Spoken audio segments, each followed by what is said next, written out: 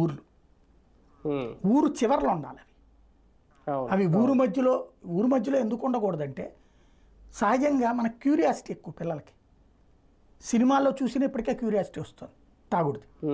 ఇప్పుడు రేపు పొద్దున వీళ్ళ నానో వీళ్ళ అన్నో వీళ్ళ బావో వీళ్ళ బంధువు తాగుతున్నాడు అక్కడ కూర్చుని పర్మిట్ రూమ్లో, సంపాదించగానే వస్తున్నాడు, తాగుతున్నాడు, నవ్వుతున్నాడు, తింటున్నాడు, అక్కడ చాలా ఎంజాయబుల్గా ఉన్నాడు.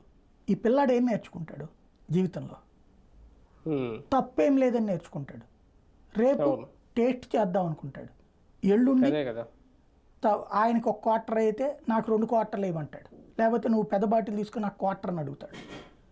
ఆ తర్వాత ఏమవుతుంది? మేబీ రేపొద్దున దాన్ని ఏమంటారు, వర్క్ ఫ్రమ్ హోమ్ టైప్లో హోమ్ డెలివరీలు కూడా పెట్టచ్చేమో. ఏముంది ఇప్పుడు ఇంకా దాంట్లో తేడా ఉంది.